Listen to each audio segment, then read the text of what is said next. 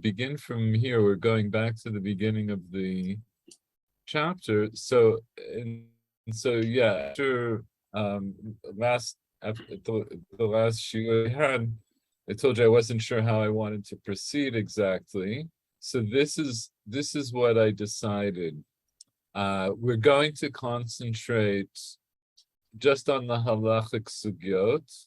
There's really quite a lot of interesting agadata, at least for now, though we're going to concentrate on the halachic sugyot. So we're actually going to go from the beginning of the Gemara, even though the first sugya in the Gemara is not really specifically about Yom Kippur, but it's an interesting sugya, and I think it brings in a lot of important concepts. And we'll skip a 2 or 3 daf and start to go into the sugyot that are more specifically about Yom Kippur. And as we do eat those sugyot, then we'll go down and we'll look at the Rif and the Rambam and the Rosh and Ad Halacha L'Maaseh.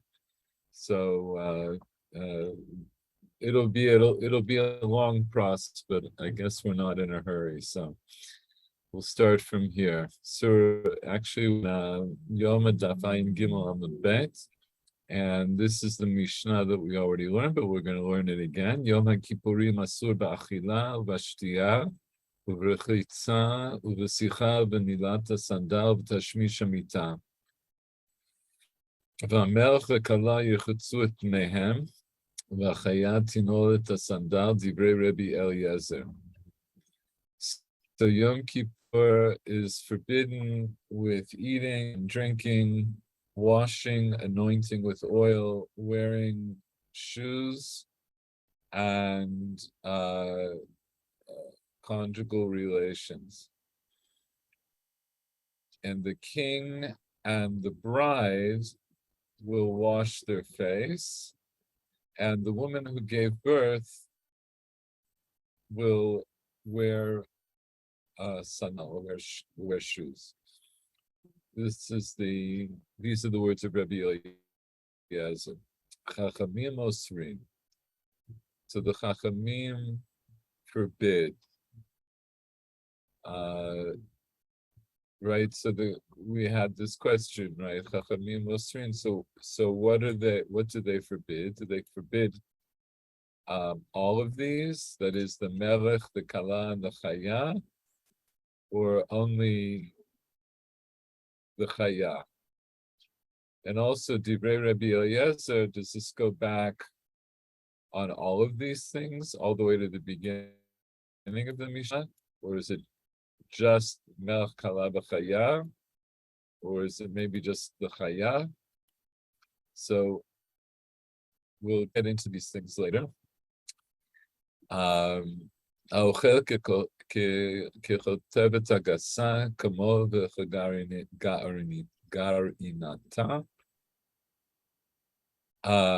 והשותה מלא דוגמה חייב. Right, so here the Mishnah is starting to define this isur, these isurim of achila and shtiya, and they say if you eat the size of a fat date, it and its pit, and if you drink a cheekful, then you're chayav. So we noted last time, right, that here it says asur, you're not allowed to eat or drink, and here it says chayav, that's you'll be obliged to punishment. And as we saw from some of the other sources, so Yom Kippur, if you eat or drink on Yom Kippur b'mezid, then you can be chayav malkot. B'shogeg, you have to bring korban chatat. And if you do mezid without witnesses and hatra'ah and warning, you're chayav karet. So whenever we say stam chayav here in Yoma, that's what it means.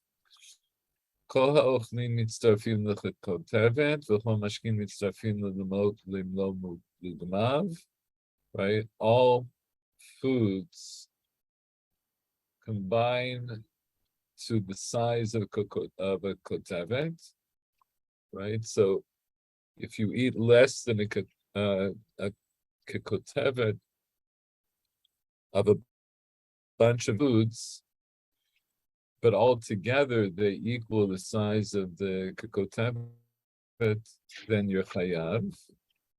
And the same thing with drinks, right? So you have to drink malo lugma, but it doesn't have to be from a single kind of drink. You could drink orange juice and water and apples and mashallah.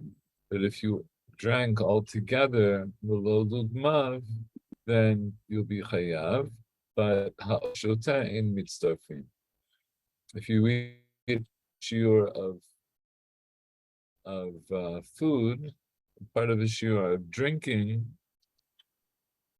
those don't combine. We don't put them together to the shiur, to fill out the shiur.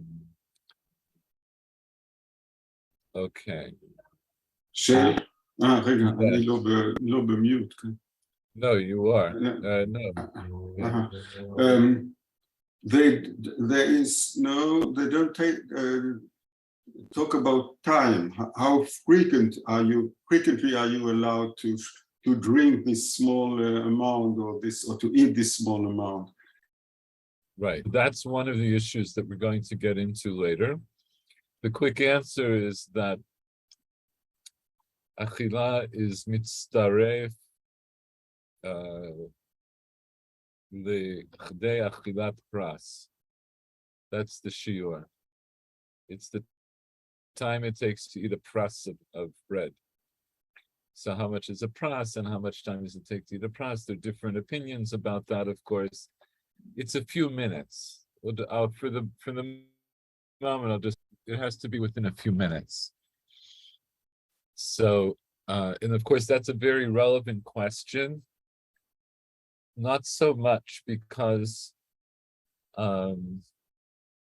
we're counting to see if we're chayav karet or not, but it's a relevant question for people who may have to eat, which could happen to any one of us on Yom Kippur. Then there's this idea, which we will get into, of eating the shiurim, which means that you eat less than a shiur, and before you eat any more, you wait kedei achilat pras. You wait several minutes before you eat more. So, in other words, again, this would be for a person who is ill, whom the doctor said they need to eat, or as we learned, if the person themselves feels very strongly that they need to eat. But if the doctor approves that you don't have to eat a lot all at once, maybe it's enough for you to have like a little bite of something every, maybe every 10 minutes, every half hour, mashallah. So then that's preferable. That will be preferable than just saying that the person should eat. And this is the idea we talked about, that of dichui,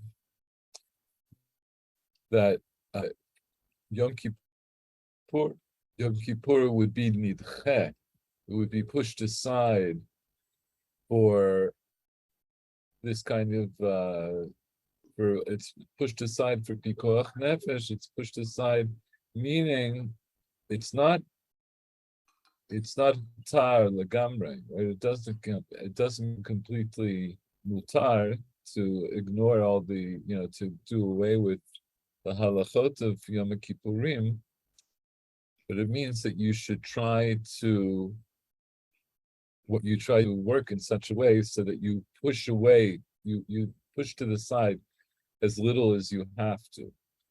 So so this question here, you're correct, Shna, it's only so far talking about the amount, but it doesn't say in terms of how much time you would need, within what time span you need to eat that in order to be chayav.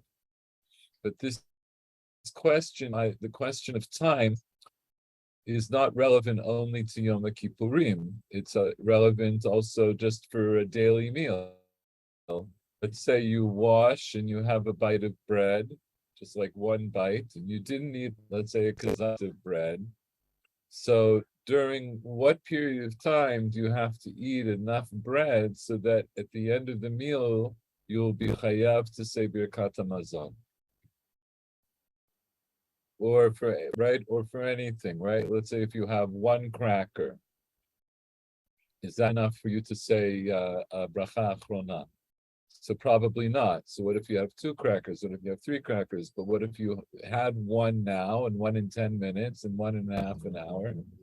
Are those mitzaref to make a shiur for you to b'chein hala, right? Anytime there's a halachic issue eating, which we also have, let's say, if you're eating matzah, eating korban pesach, we need to know that you have to, like, we need to know those two things. We need to know amount and we need to know time.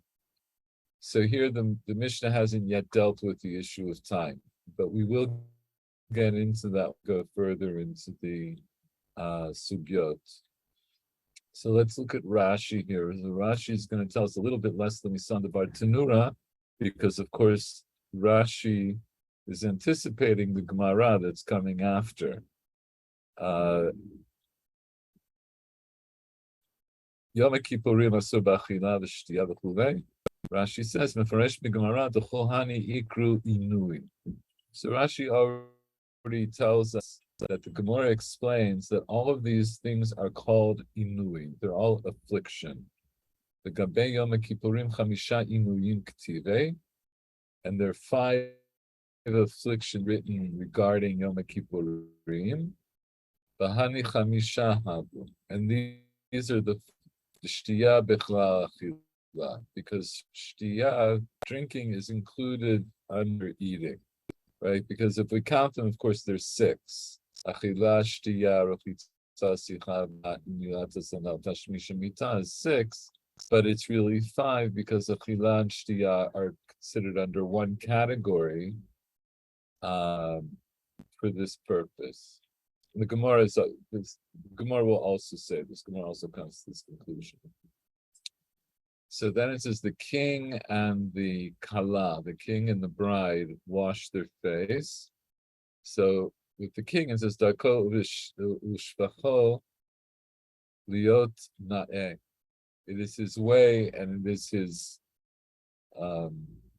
praiseworthiness that he should look nice. Right, so there's a pasuk in Yeshayahu that the king in his beauty you should that your eyes should see. I'm not going to go into that particular drasha. It's enough for us to know now that the yeshin yan, and it also has halachic, as we see from here, it has halachic import. It's not just that it's a nice thing for the king to do, but there's actually a kind of a chiyuv on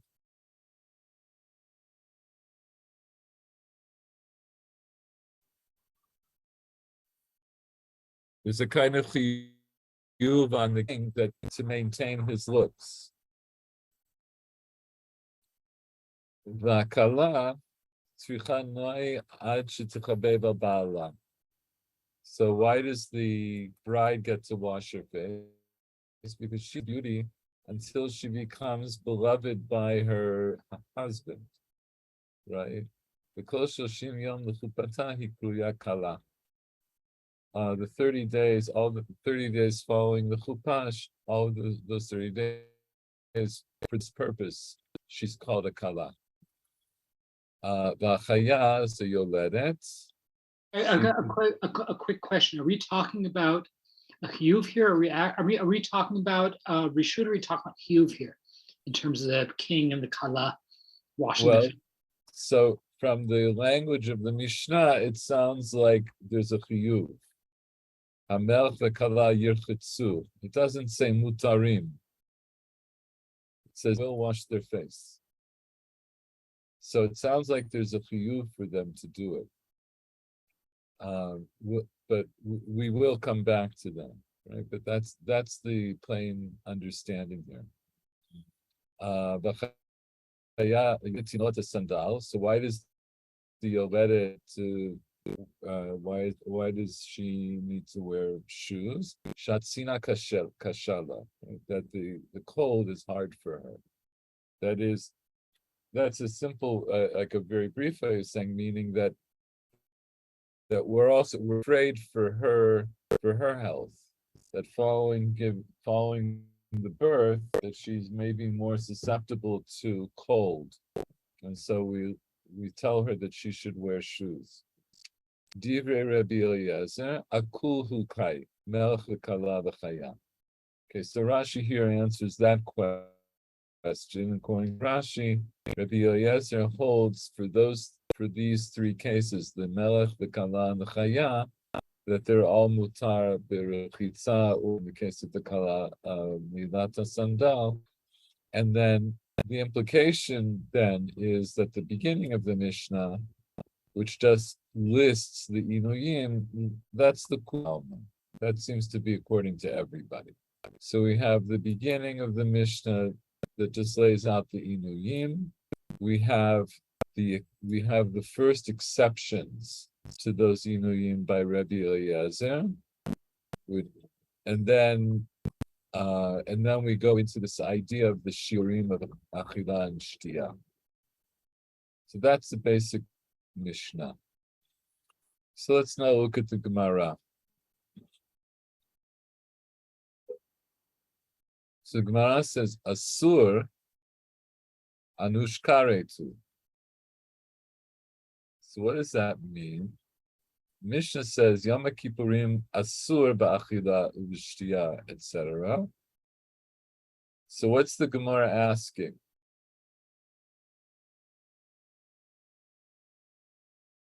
We know from the Torah that it of course it's a sword. It's Onish Karet. It's anushkaret. And so what's the Gemara asking? Maybe why does it need to say it? No, not necessarily. Not necessarily why I need to say, because Mishnah will, is here to explain the Torah. What's bothering the Gemara? What's the first word in the Gemara? Asur anushkaitu. What is the Gemara trying to say?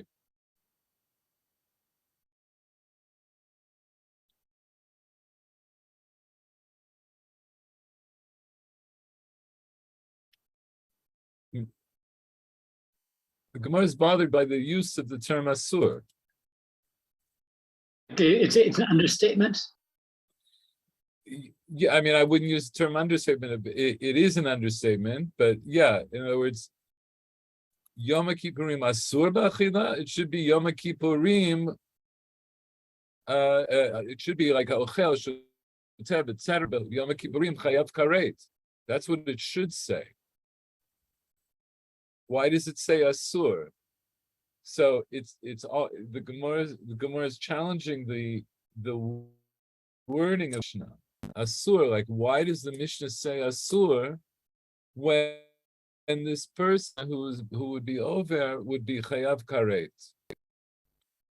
So Amar Rabbi Ela became a Rabbi Yirmiyah, or maybe it was Rabbi Yirmiyah, says lo nitzricha ela lechatzi shiur. We don't need it. In other words, we don't need this lashon, this language of asur, except for half of a measure. So what does that mean? In other words, I don't need the Mishnah to tell me asur except to bring in the case of chatzi shiur. So what does that mean? What? Does it, so the language, the Mishnah, is not about eating and drinking in general, but a specific case of eating and drinking within a very specific amount. Well, yes, I'll tweak that a little bit. In other words, we need the Mishnah to say asur to come to include any amount that's less than a shiur. So we talked about this when we did the Mishnah. Chatzi shiur means here doesn't mean a half of a shiur. It means less than a shiur. It means literally it means a split shiur, which would be anything less than a shiur. So according to this answer, so the answer is saying, how does that answer the question? Lo nitzracha elul chatzi shiur. What was our question, and what's the answer? Question is, why does it say asur when we already know that it actually incurs the most severe punishments? So this would seem to be this would seem to be sort of in some sense diminishing the severity of the prohibition. Okay.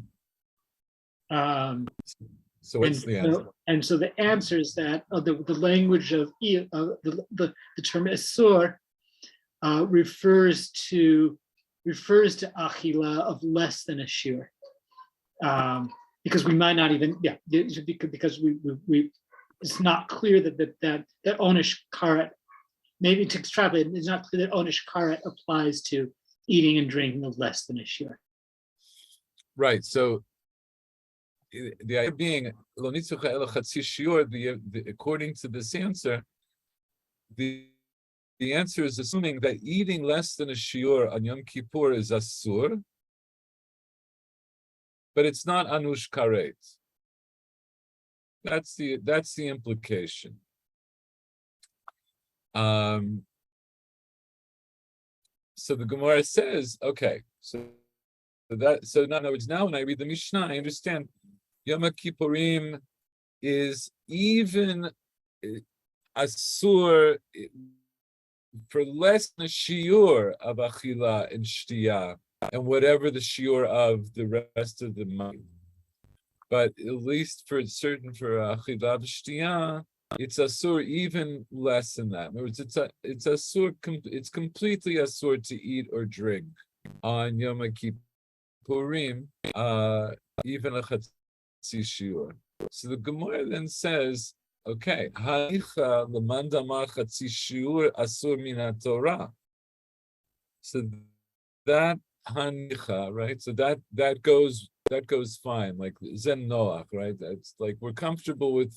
This would be comfortable or a good answer. Lemanda amar, to the person who says chatzi shiur is asur min Torah.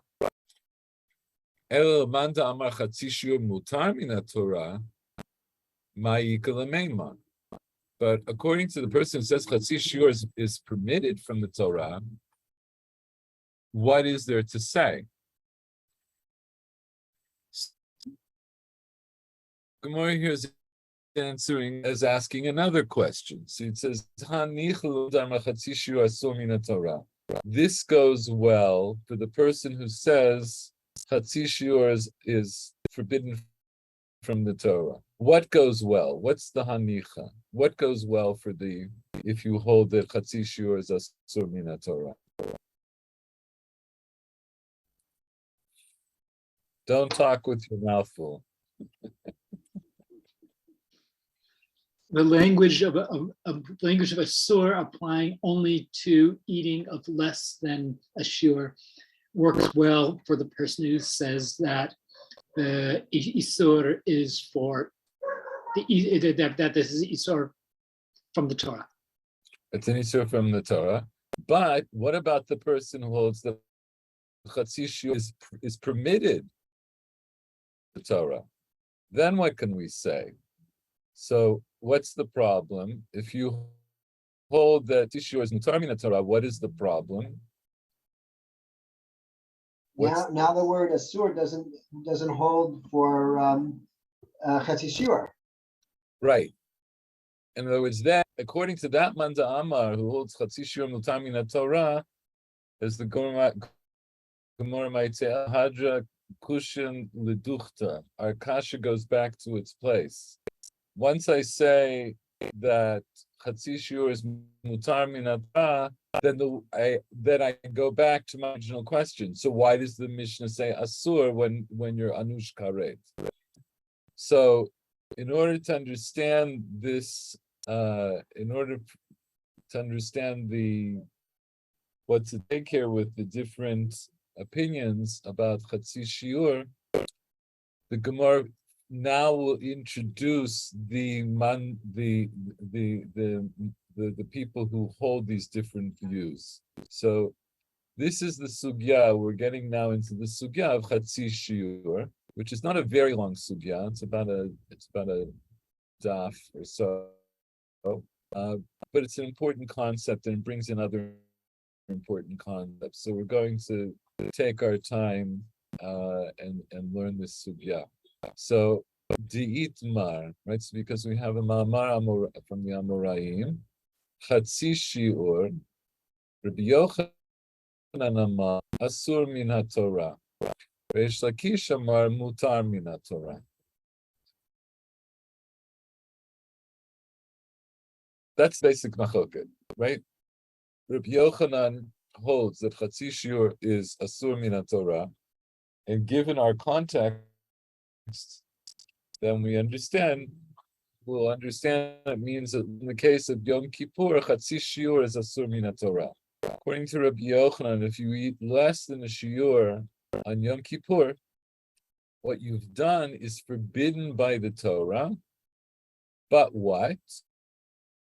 But you won't be punished for it. The Torah doesn't mete punishment out except for somebody who ate a shiur or more. But if you eat less than a shiur, the Torah doesn't give a punishment. Reish Lakish amar mutar min haTorah. So according to Reish Lakish, the Torah altogether permits eating less than a shiur on Yom Kippur. So now we go back to what we just said. Hanicha the Rabbi Yochanan el Reish Lakish ma'ikad lameimar. Right. So now we're plugging in the names of the people who hold Chatzi Shiur asur min haTorah and Chatzi Shiur mutar min haTorah respectively. So the Gemara says, if you hold that Chatzi Shiur is asur min haTorah, then it's fine. I can read my Mishnah. Say Yom Kippurim asur b'achila v'shtiyah. It means it's asur even less than a shiur min haTorah. But how is Reish Lakish going to read the Mishnah? El Reish Lakish ma'ikal meimar ma'yesh lomar. So Reish Lakish's answer is b'moda Reish Lakish asur midurabanan. So he says I can also read the Mishnah and it just says asur, and the word asur doesn't necessarily point to an isur d'oraita. It could just as easily point to an isur d'rabanan. So at this point,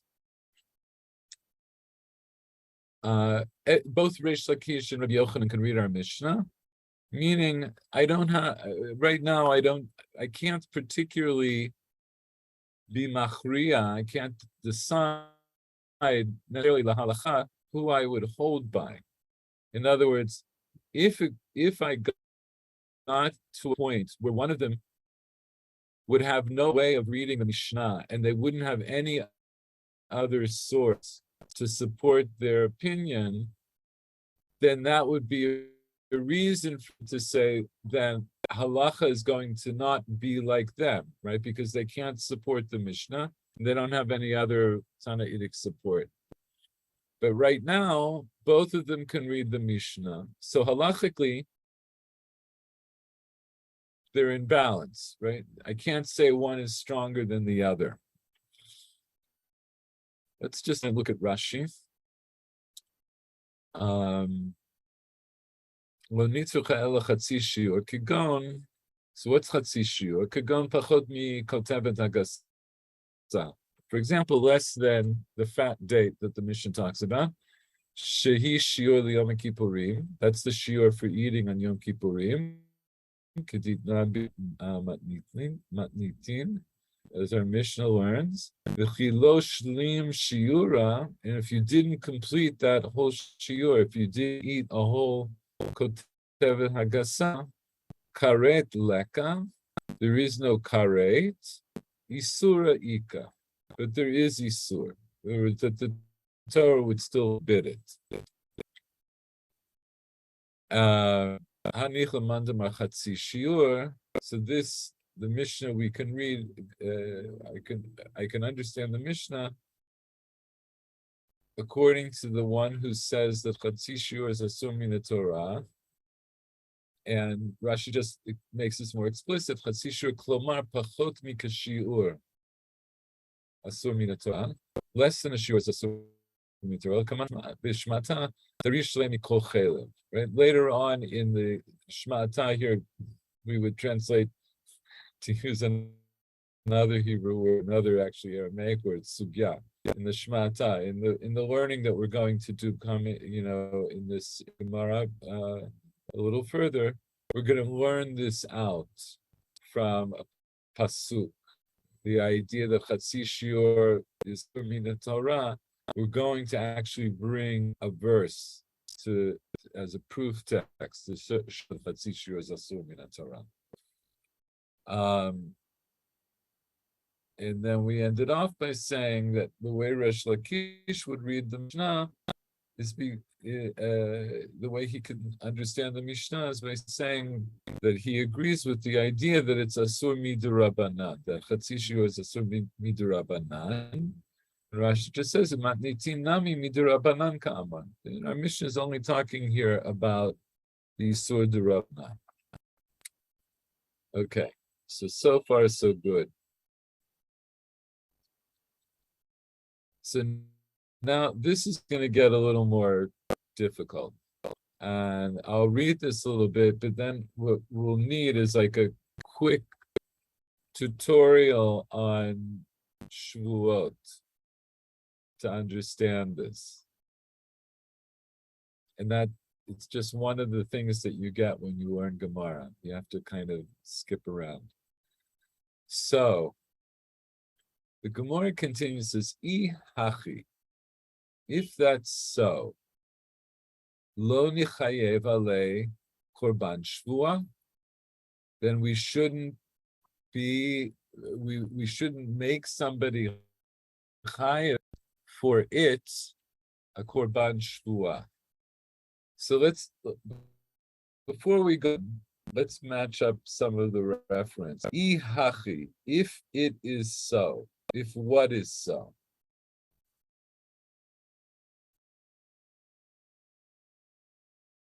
Reish Lakish's opinion. So if Reish Lakish is correct, that Chatzi Shiur is asur min d'Rabbanan, but not asur min Torah, then we shouldn't somebody chayev for it. It here is going to be eating a Chatzi Shiur. They shouldn't be chayav a korban shvua. So now, in order to understand this line in the Mishnah, the Gemara itself is going to bring the context, and I will bring the context to the context. Alama Tanan, right? So if it's true, if Reish Lakish is correct, that Chatzi Shiur is asur mid'Rabbanan, then why does the Mishnah learn as follows? This is the Mishnah in Sechet Shavuot. Shvua shelo ochal, ve'achal nevelot u'trefot shkatzim u'remasim chayav, Rabbi Shimon poter. So somebody makes a shvua, and he says, I'm making a shvua that I will not eat.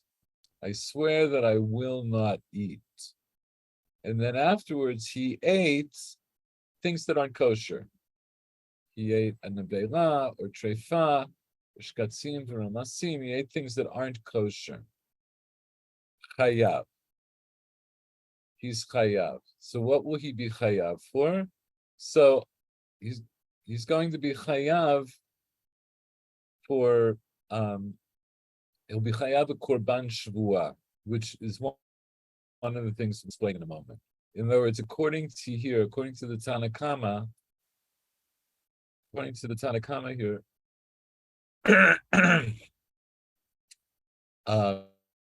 the shvua he made is a good shvua. It's a valid shvua, and he violated his valid shvua by eating treif. And so since he violated his own shvua, he'll be chayav a korban shvua.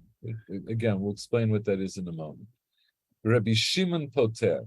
Rabbi Shimon says no. If somebody made a blanket statement, blanket shvua, and said, I am not going to eat, but then they ate treif, Rabbi Shimon says they're going to be patur from a korban shvua. The Havinanba. And so on this Mishnah, we ask this question.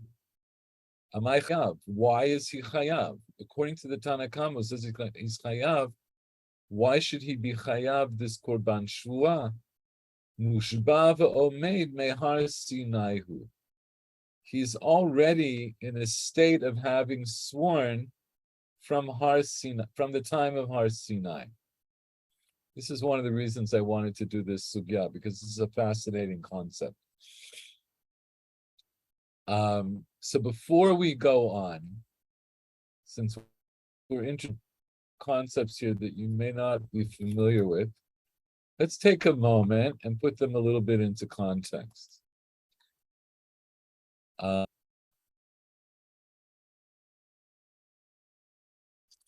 Just a second. I have to remember where I opened this.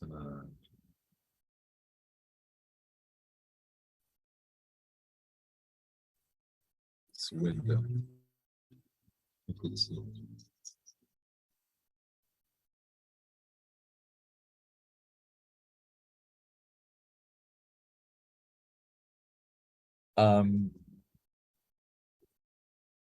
To simplify things a little bit, let's look at the Rambam. In Masechet Shavuot, beginning in the 3rd chapter, goes into the details of different of Shavuot, and we'll look at the Mishnah in a little bit. But I decided that the Rambam is always a good introduction. Let's get an introduction to what's going on by looking at the Rambam in the beginning of Hilchot Shavuot. So the Rambam, first of all, in Mishnah, he says, Hilchot Shavuot yesh b'charan chamesh mitzvot. There are 5 mitzvot. Achad mitzvot v'arba mitzvot lo ta'aseh, v'zehu pirtan. Shelo lishabah bishmo l'shaker, not to swear in God's name falsely. Shelo lisah bishmo l'shav, to not use God's name in vain, to bring up God's name in vain.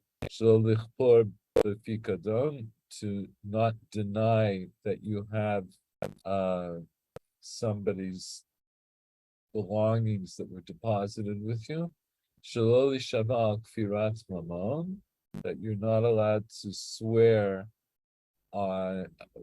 You're not allowed to swear that make a shvua to deny that you owe somebody money, and lishavah bishmo be'emet, and to swear in God's name in truth. That's the positive mitzvah, and now we'll explain. So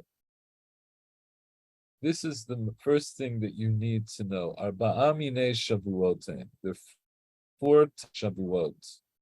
Shvuat bitui, ushvuat shav, ushvuat apikadon, ushvuat ha'edut. So, for the purposes of what we're going to learn, we're mainly going to need to know what a shvuat bitui, but we'll learn a little bit about all of them to begin with. So, Shvat bitui, the term bitui comes from because it talks about, it uses the term the svatayim, which means, right, literally to articulate or to express with your lips. But what we'll see that it means is if you express something, if you something that that doesn't have any I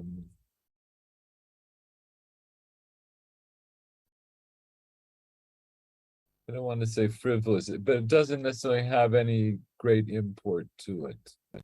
I think we'll be able to tighten that up in a moment. I had a phrase in mind and I can't think of it. Let's see. So shvuat bitu, shvuat shav, shvuat pikadon, shvuat hayidut.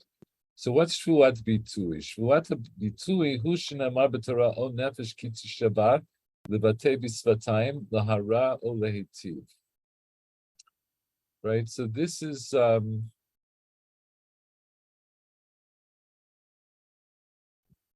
have brought this up before, but let me just get the pasuk. It's in Vayikra. It's in Perek Vav. Oh, I'm in Breshit. It's not going to help. No, so it's Perek A. Okay. We learn most of halachot of Shvuot, or at least a bit of them from here, from the beginning of Perek K and Vayikra. It says, "V'nefesh ki techata v'sham'a k'ala v'hu eid o ra'a o yada lo yagid v'nasa avono." So this is where we learn the idea shuata edut. If somebody hears about or knows edut about somebody who sinned, who did a chait of some sort, if he doesn't tell, that is, if he doesn't testify, then he carries his sin. In other words, it's a sin not to testify when you have truthful testimony about somebody. That's one thing. So that's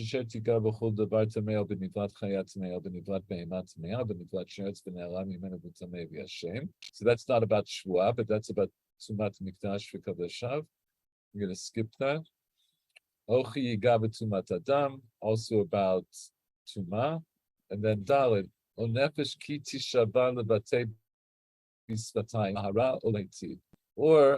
a person who swears levatei b'svatayim, to express with his lips, to do good or to do bad or to do good, literally.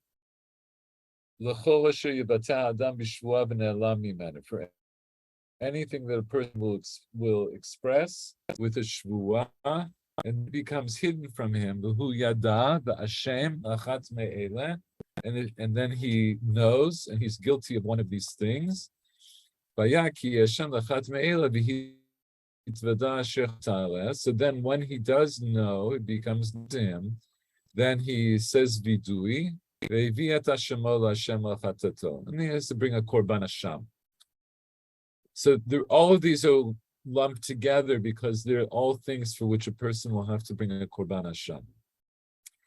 But what is this idea of the shvuat bitui? Right? So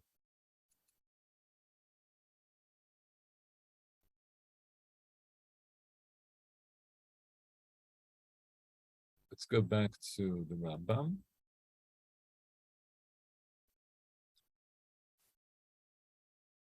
So, okay, shvuat pikadon. Okay, shvuat bitui shenamar b'Torah o nefesh ki teshavat v'levatei b'svatayim ra'a o eitiv v'hi nechleket l'arba'a chalakim. So a shvuat bitui is divided into, where itself is subdivided into four parts. Shtayim lahaba v'shtayim la'avar. 2 for the future and 2 for the past. So what does it mean? Kagon shenishba al davar she'avar shenasa or shelo nasa. Right? If somebody swears about something that happened in the past, something what was done or wasn't done, that's two. Those are 2 shvuot. Like, and he'll give examples in a moment, right? That I'm going to swear about something that happened in the past, or I'm going to swear about something that didn't happen in the past. And the same thing, al dvar she'atid liyot she'yaseh v'shelo yaseh. And if somebody swears about something that will happen in the future, either will happen in the future. Right? Quick examples are going to be somebody swears, I didn't eat, or I eat. They say, I swear I didn't eat yesterday. Or they say, I swear that I did eat yesterday. And then it turns out that they swore falsely. So then they would be over on shvuat bitui. That's a shvuat bitui. It's just expressing something that either happened or didn't happen. And it could be anything that happened or didn't happen. And it's learned out from the word suk v'hara ohayitiv, to do, literally to make bad or to do bad or to do good.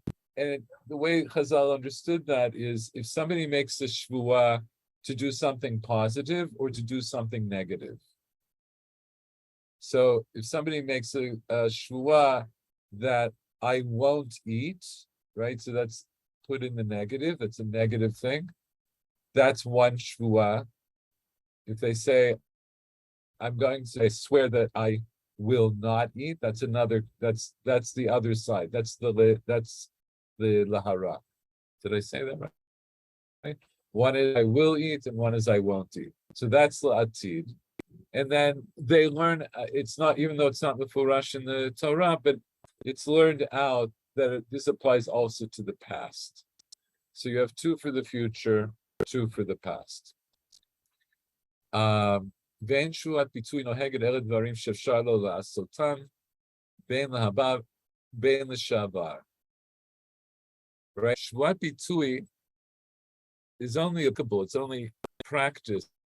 It's only into practice, or we say it only applies for things that it's possible to do, either in the past or the future. Ketzad l'shavar.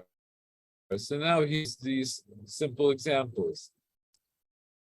Shachalti, or shazarakti even layam. I ate, I swear that I ate, or I swear that I threw a stone in the ocean, or that I so-and-so spoke to so-and-so, or that I didn't eat, or that I didn't throw a stone in the ocean, or that so-and-so didn't speak to so-and-so. And then ketzad lahaba, and then in the future it's going to be all of those things, but in the future that I will eat, or I won't eat, or that I will throw a stone, or I won't throw a stone. So hare shtayim l'shavar u'shtayim lahaba. So now we're starting to build up this idea of a shvuat bitui.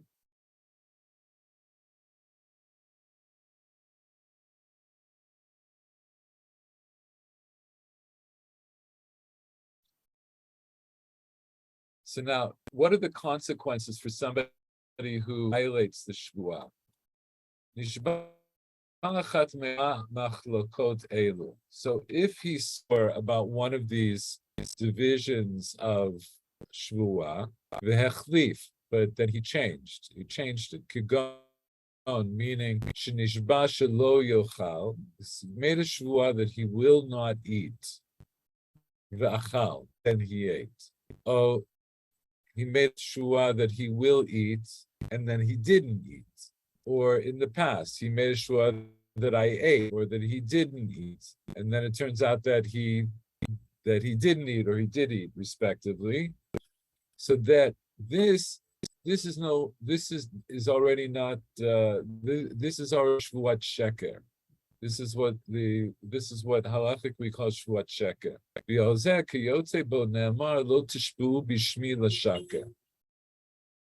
This the Torah forbade because you're not allowed to make your shvuah false, right? So if you swore about something that already happened, you're swearing falsely. That's obviously shvuat sheker. Yeah, but it also applies in the future. If you swear I'm going to eat and then you don't eat, so you've made your shvuah into a shvuat sheker. So if you did a shvuat sheker on purpose, meaning on purpose with edim and hatra'ah, you had witnesses and they warned you, then lokeh. That's one of the things that you get malkot for. The shogeg, maybe korban olev yored. You bring a korban olev yored, which is what we were looking at in the Sukkim and Vayikra. Korban olev yored. Does anybody know what that means? Korban olev yored. What does that refer to?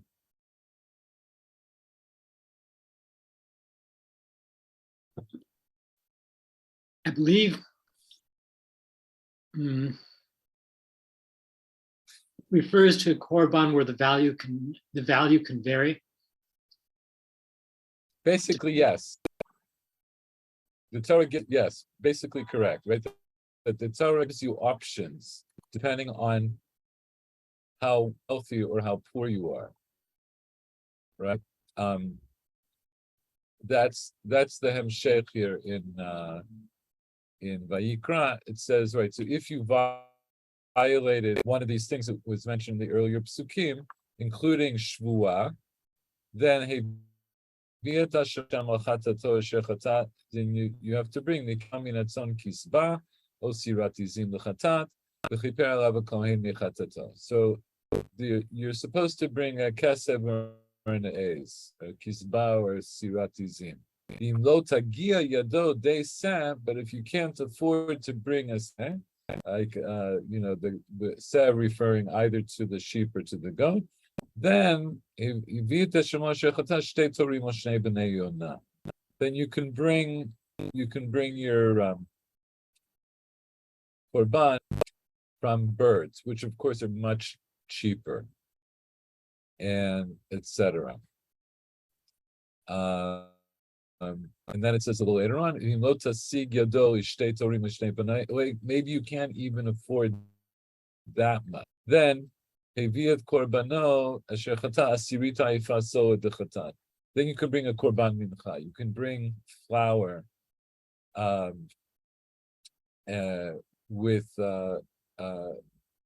you could bring flour to that into a korban mincha.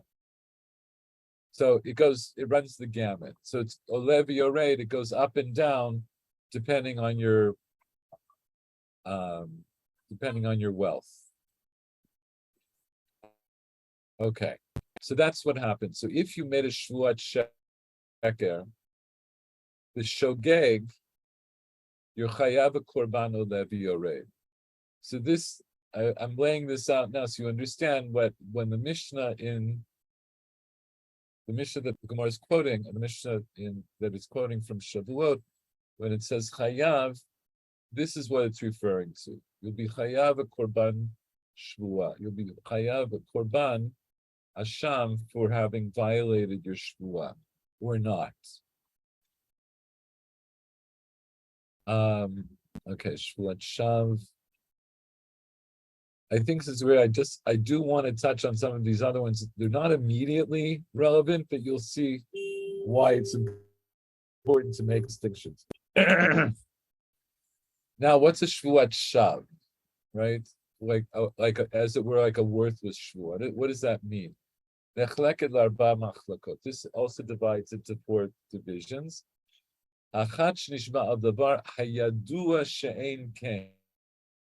you make a shvuah about something that you know is not so, for example, you make a shvuah about this man to say, I swear this man is a woman.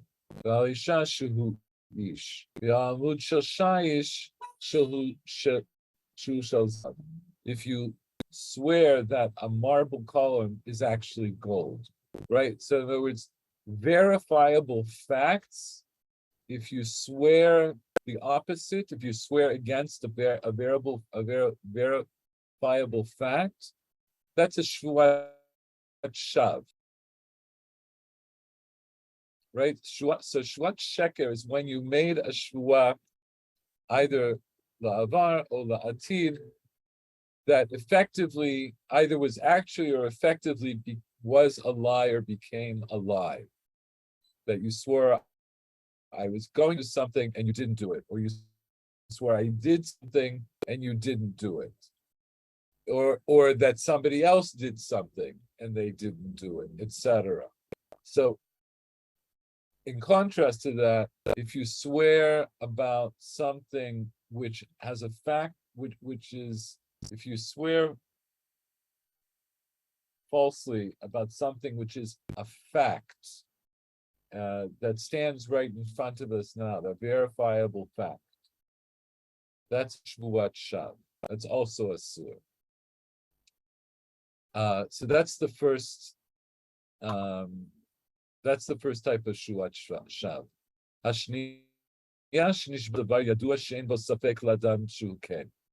So then there's another type which is similar.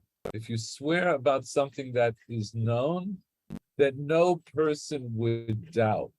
Kigon shnishbal hashamayim shu shamayim.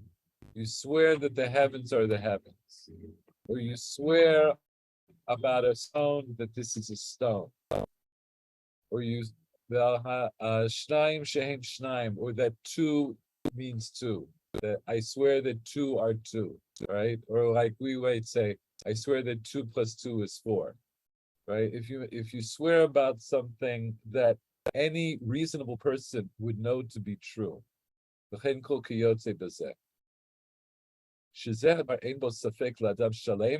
he puts in shalem.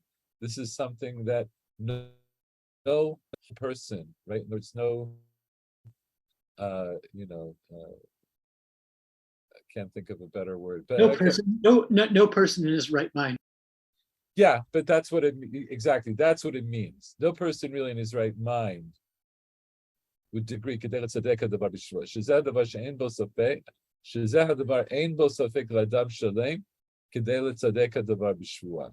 Nobody needs to justify any of these things by swearing about them. So that's what makes it a shvuat shav. It's like a worthless shvuah because it's something that any reasonable person would know and agree upon. Now this is important.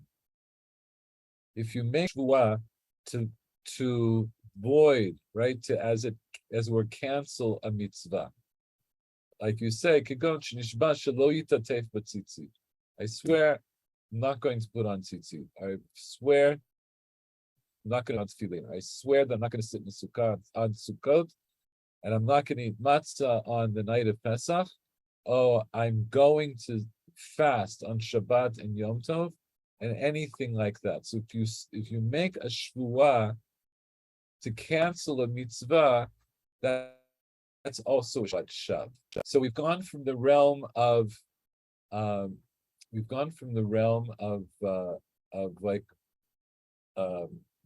observable reality to a different kind of reality, which is a halachic reality, right? So if you swear to violate a halachic reality, that's a shvuat shav. And then there's a fourth word. If you make a shvuah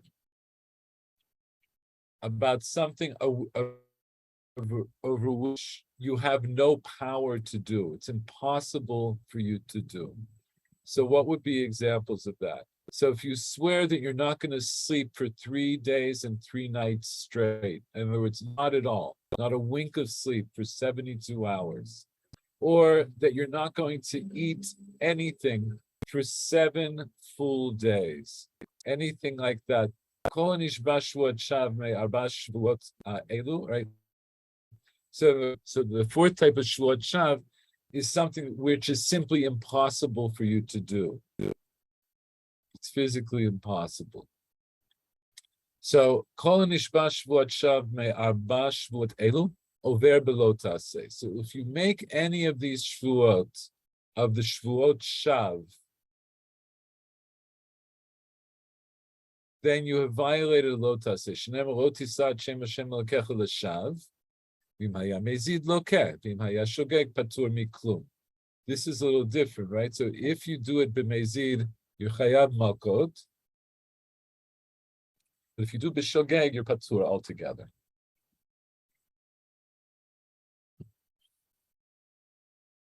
We're going to skip Shvuat to Pikadon. And what we're going, and we're going to skip Shvuat to Tut.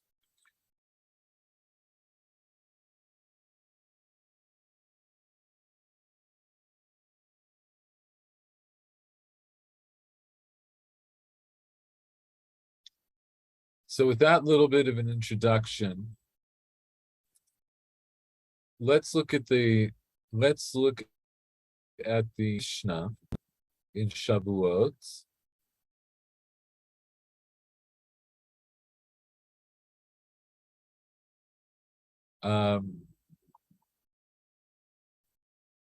So the first Mishnah, actually we don't have to go through all the Mishnayot. No, that's why I did the Rambam. But we may go back and look at them later. Yes. Is there a difference between the Shvuat Shav and the lie? Well, yes, because it depends on the Shvuat Shav, right? Because we said that there are 4 types of Shvuat Shav. So one of the types of Shvuat Shav is that you swear something to be true that everybody knows is true. So that's not a lie. If you swear that a rock is a rock, if you swear that a rock is a rock, that's a Shvuat Shav, even though it's true.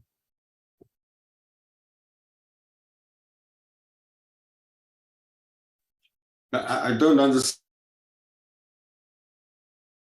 Of course, the whole day you say things which are, well, you can also say things which are false, but most of the time you are saying things which are true.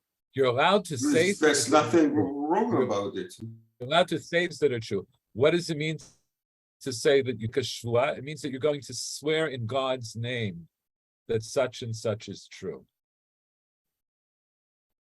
If you swear in God's name, that's, and the Rambam he goes into that a little bit more later, but I should have made that clear. So when certain types of Shabbat, there's a machloket, I think, about Shvuat Bitui, whether or not Shvuat Bitui needs Shem Hashem. I think that's a machloket between the Rambam and the Ravad.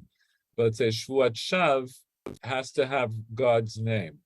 So if you swear in God's name, She'evin Ze'evin, that's a Shvuat Shav. You've used God. It's not because what you said is wrong, but what you said is completely superfluous, and you've used God's name for no good reason, and that's the idea of Lo Tisat Shem Hashem Elokecha L'Shav.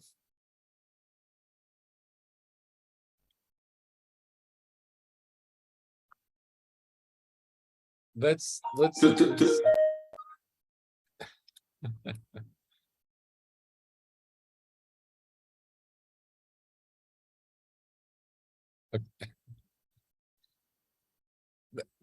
go on for a second and look at the Mishnah in Shavuot.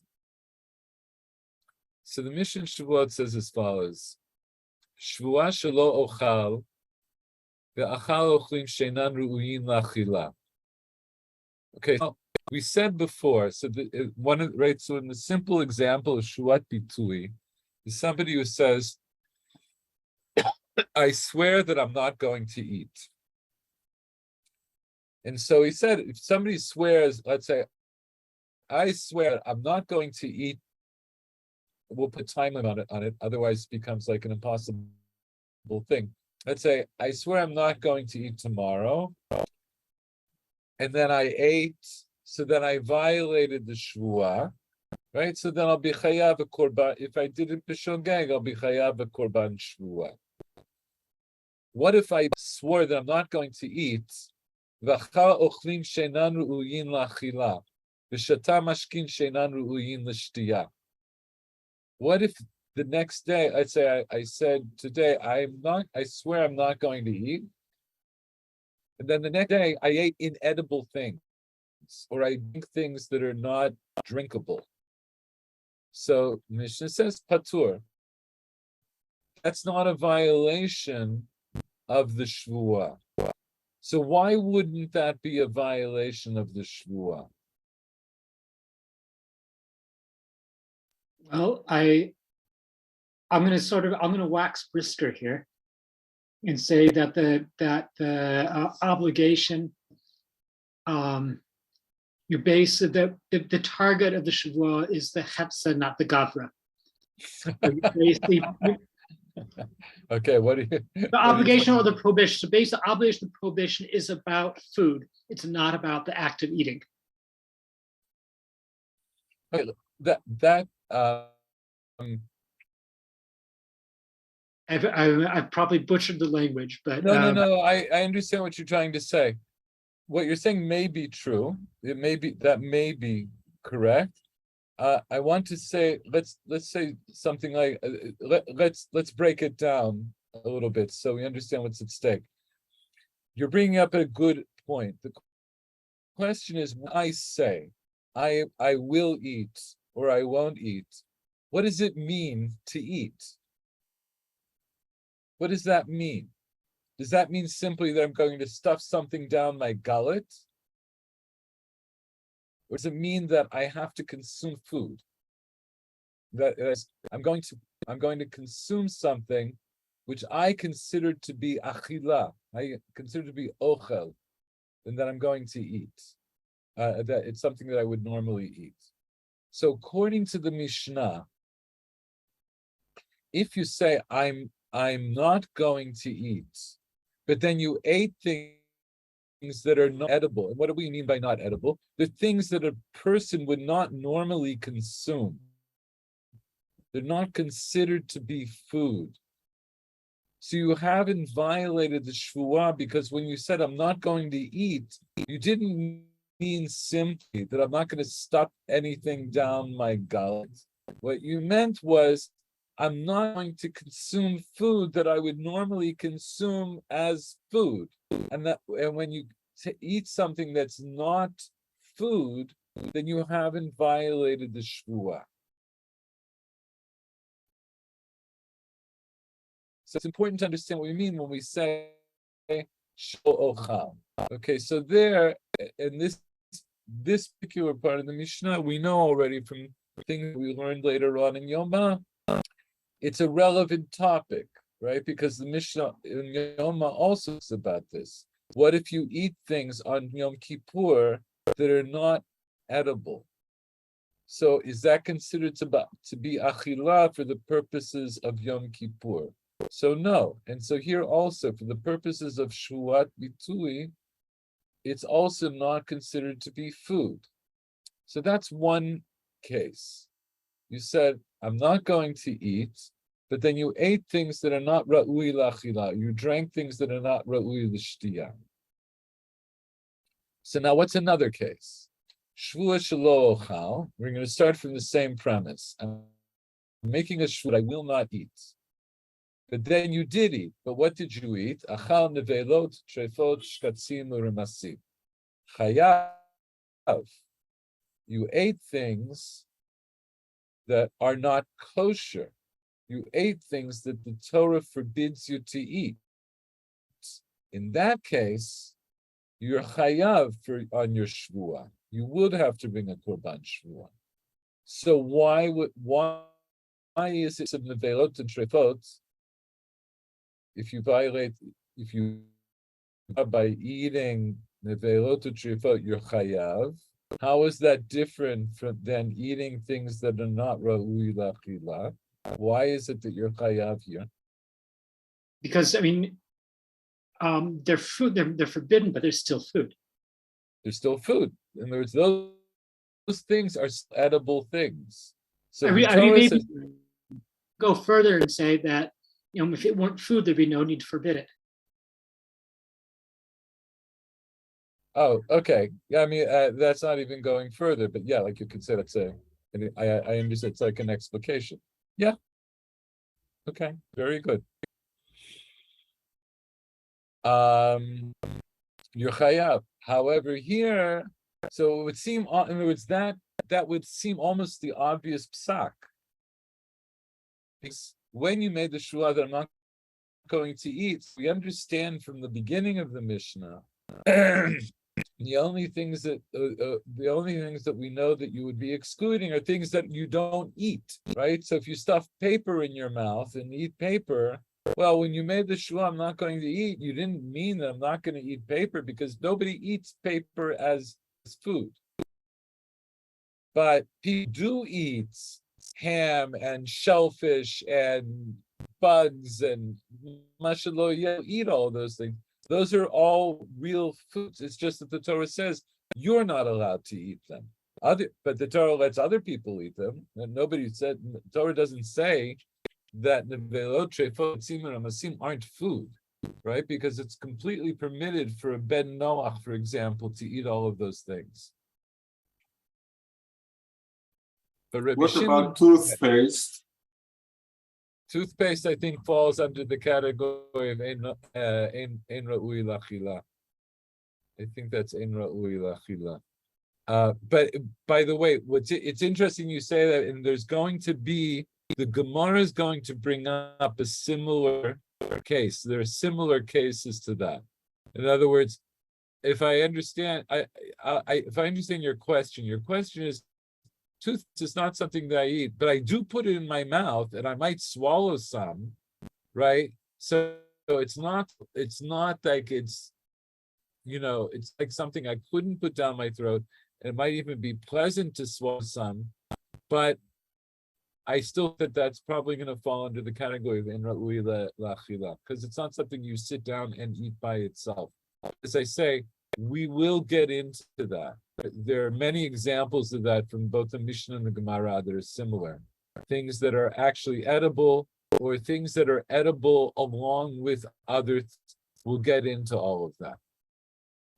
What's interesting for us now is Rabbi Shimon Poter. Rabbi Shimon says, if you make a shvuah that I'm not going to eat, and then you ate treif, Rabbi Shimon says, no, you're patur from the korban shvuah. So why would Rabbi Shimon say you're patur? That's the question. So here, now at this moment, let's go back to our Gemara, and this will lead us to at least an intermediate place. Okay. Shua shelo ochal. So now this is the Mishnah we just saw. A person made a shua that I will not eat, but then he ate treif. He's a chayav, a korban shua. Rabbi Shimon says he's patur from shua. The Havinan ba, the Gemara here, which is in Yoma, it's from the Sugya there at Shavuot. Amai chayav. Why should the Tanakama? The question is really on the Tanakama. Why should he be chayav a korban shvuah? Mushba v'omeid mehar Sinaihu. He's already sworn from Har Sinai to not eat nevelot trefot, etc. So what's the Gemara's question?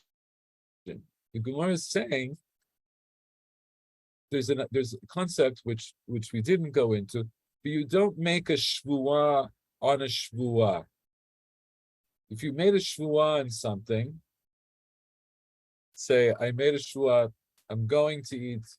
You can't make a shvuah on that to say I'm not going that after you made that shvuah, let's say I made a shvuah, I'm going to eat tomorrow. Then you can't come tomorrow and say I'm going to make it that I can't eat. It's not going to be chal. I'm not sure if that's a perfect example, but you can't make a shvuah on something that you already have a shvuah on. So the Gemara introduces here this idea that when it comes to mitzvot, all of us took a shvuah to keep the mitzvot, because all of us stood at Sinai. And this is what makes this a very fascinating concept. Because even if you don't remember it, and even if you're a Ger Tzedek, you stood at Har Sinai and you made a shvuah to follow the Torah.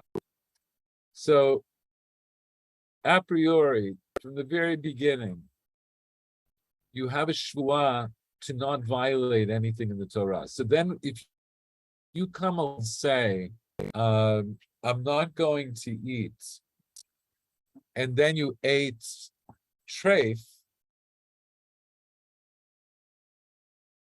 it's not relevant to your shvuah because because you ate treif, you already violated a different shvuah that you made at Sinai. You're mushba v'omed mehar Sinai.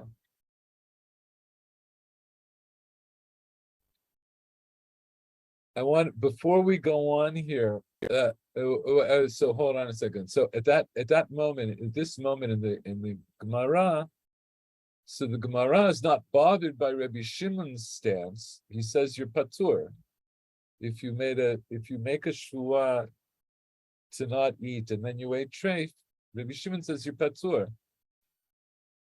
The question is why, according to the Tanna Kama, are you chayav? So the Gemara says, why should he be chayav?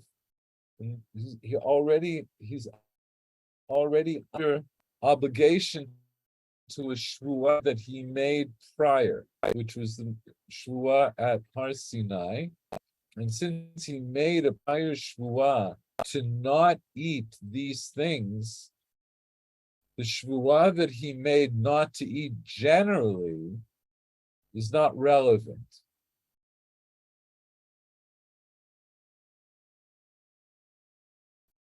So that at this moment we have this kasha on the Tanna Kama.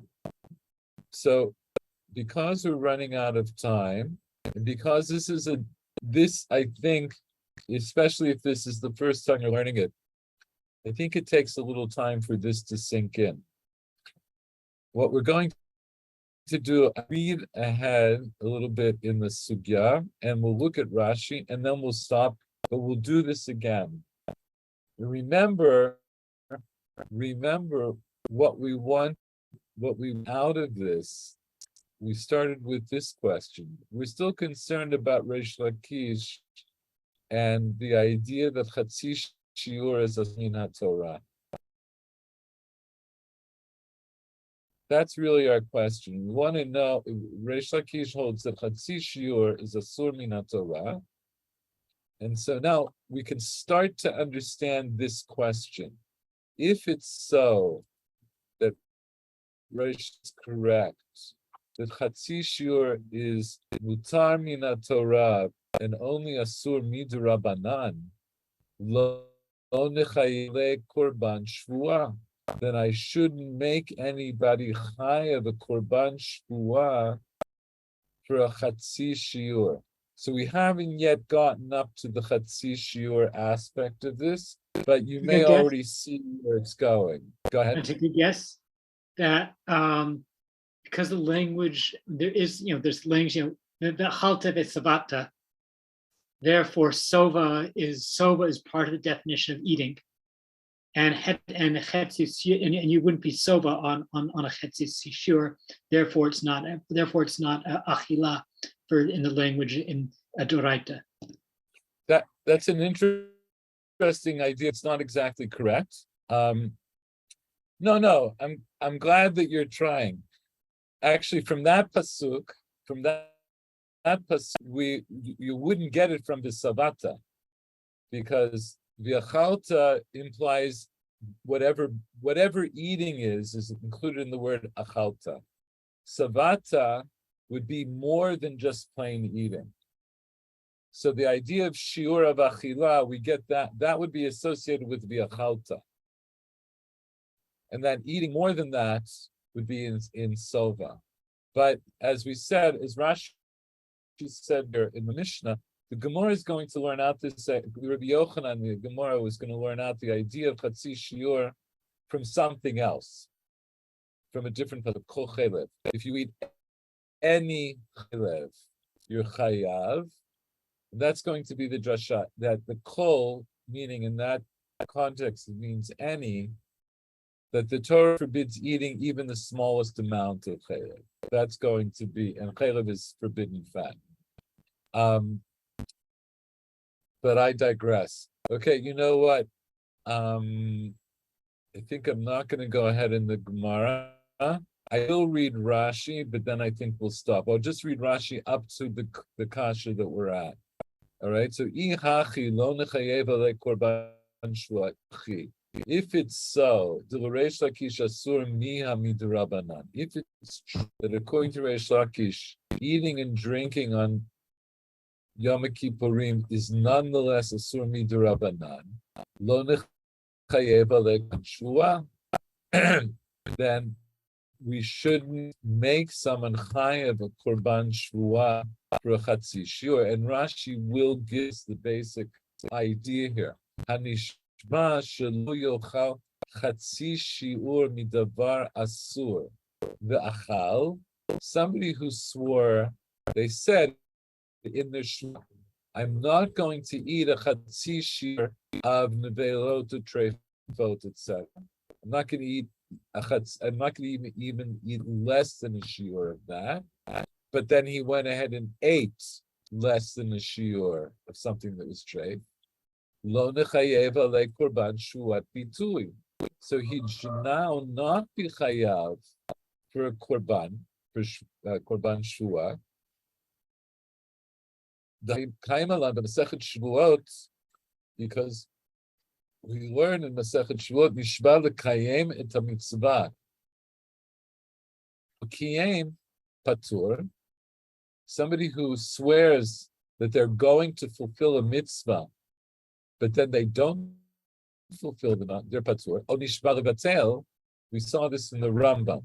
O nishba levatel v'lo bitel patur.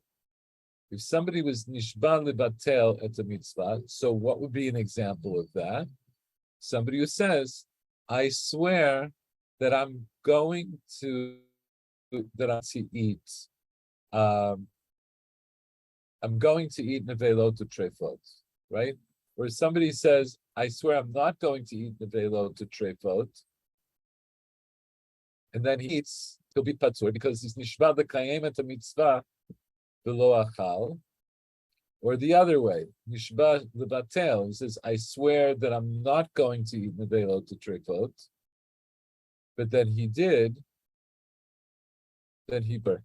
So what if he swore to eat less than a shiur? So since eating less than a shiur of treif, I'm using treif here as a broad term, right? Nevelot, treifot, etc. According to Reish Lakish, that's mutar min haTorah. So when you if you make a shvuah about it, and you violate the shvuah, you shouldn't be chayav. I think we'll stop here. I think it's a lot to digest. So if you have a chance, so to speak. So, yes, I should have said no pun intended. Very good. I hope interesting to you. I find this is this is a very fascinating sugya for a couple of reasons. One of them is this idea, which does appear elsewhere in the Gemara and other contexts, of Mushbav Har Sinai. That is, it's taking what we would normally consider to be an agadic concept, that we all stood at Sinai and took a shvuah, but it's giving it tokef hilti. It's giving it the power and the thrust of halacha. It has actual halachic import. The fact that we stood at Sinai and made a shvuah is actually relevant right now in terms of my actions vis-a-vis these other particular halachot. So I find that an entirely fascinating concept. But go ahead. Yes, it's very strange, because if you turn each avera you may make neged halacha into a violation of the swear, so each time you violate the halacha, you do two averot.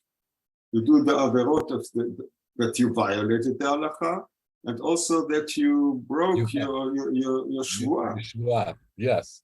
So yes, it's a good point. So then you should say, so every time, right? So every time that you violate halacha midioraita, then you should be liable not only for what the Torah says explicitly, the punishment, but b'nosaf, you should also be chayav because you violated the shvuah.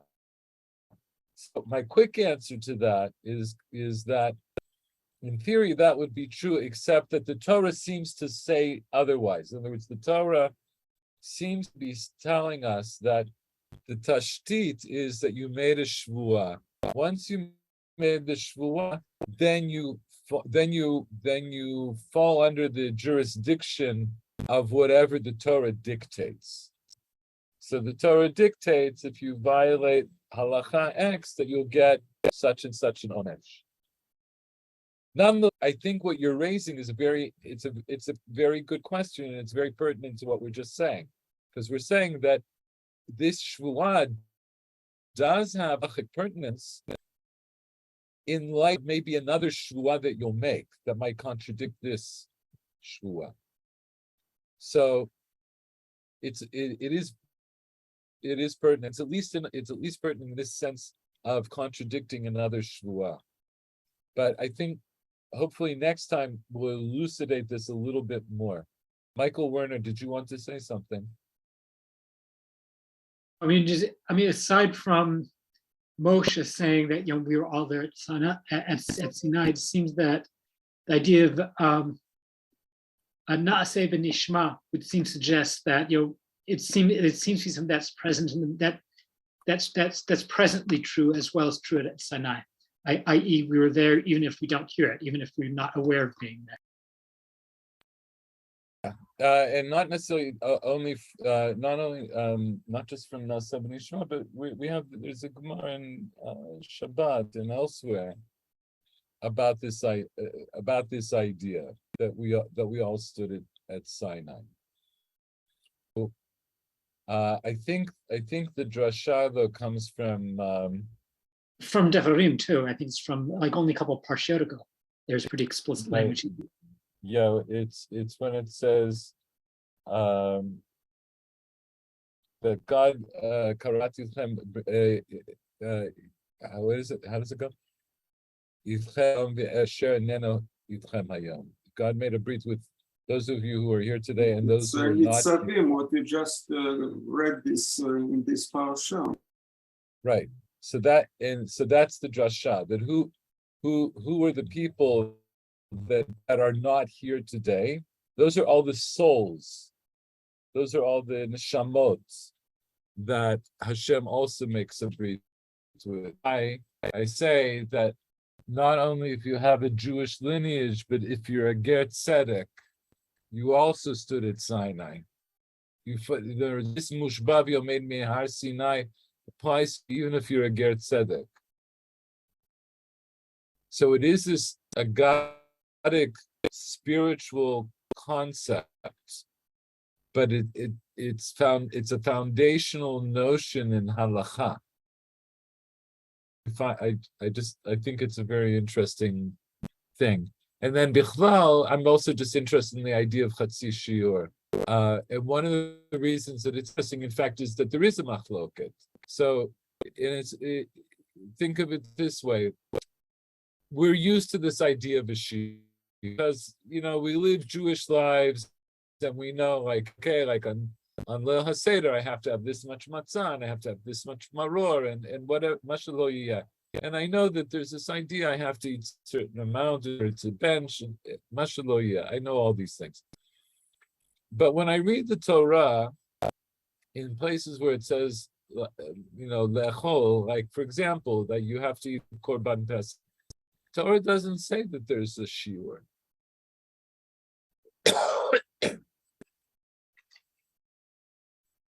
But it makes sense to say there's a shiur in the sense that this is going back to what Michael Werner was saying a few minutes ago.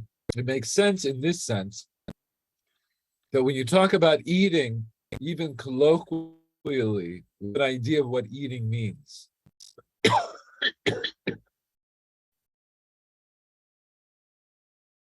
So just even if you're taking edible food, but if you just take like a pinch of something and your mouth, technically it's eating, but it's not what you think of if you say that you have to eat Korban Pesach. Like if you squeeze a little bit of the fat of the Korban Pesach on your tongue, I don't think you would think that's eating the Korban Pesach. So like all things in halacha, you have to tzrichim nagdir, right? You have to make definitions. So when you're defining eating, it makes sense to say that eating will imply you have to eat a certain amount, and I'll add, because of what Paul said earlier, which is true, you have to eat a certain amount within a certain amount of time. Otherwise, it's not really eating. Maybe it's nashing, but it's not really eating. So the idea of achila having a shiur makes sense, just from a practical point of view, because in a legal system, you need to have boundaries and you need to have definitions. So once you one second, once you say that, then you have to ask yourself, so what about less than that?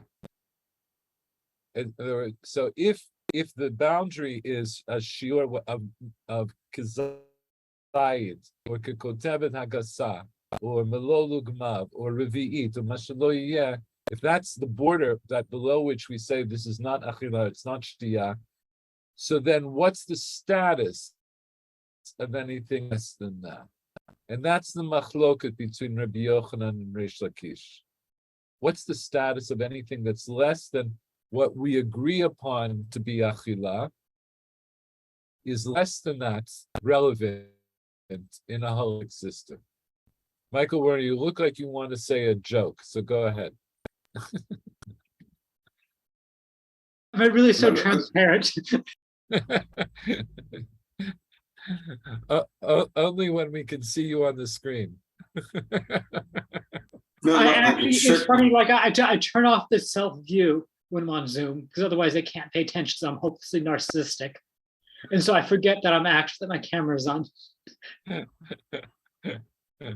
But anyway, this brings back to the old shtick about, well, just a small dollop. Just small way? Just a small dollop. Just a that's a Michael, that's a kind of a private.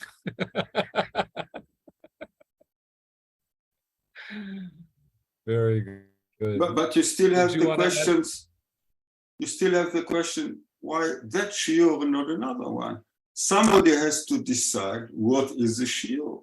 Absolutely. And the shiur could be different, could be 10 times bigger. I don't know. Like still with the feeling, somebody says that it should be that big, and another one think that it's small, it's okay. Yeah. No, so actually, yes. And again, this is one of the reasons that I'm doing this, because the Gemara is going to talk about shiurim and the basis for shiurim a little bit later, and I am go into that, right? So the shiurim are not arbitrary; they do have to make sense within this context. And the Gemara actually goes through, when it makes this, you'll see later on. The Gemara goes through this discussion. They throw out different possibilities for maybe it's this, or maybe it's not shiur, maybe it's this size, that size, and they're going to the Gemara. You'll see Gemara's reasoning of how it comes up with certain shiurim. Although ultimately the Gemara gets shiurim, they're mostly considered to be like a halacha Moshe Sinai. I don't think it uses that term particularly, but it has that kind of a status. The Gemara does need to make sense of it because of what you're saying. Like, in other words, otherwise, if it's just arbitrary, then why this one and not another one? All right. Yes, those are all things that we'll get to. So next week is Yom Kippur. And the week after that is Chol HaMoed. So we will meet again on the 19th. Wait, is that right? Yes, the 19th of October. We'll meet again on the 19th of October. I'm taking Yom Kippur, obviously we can't meet, and I don't think we usually meet on Chol HaMoed. I'm gonna take off. Not that we shouldn't all be learning on Chol HaMoed, but somebody actually invited me on Wednesday for something already, so that took care of that.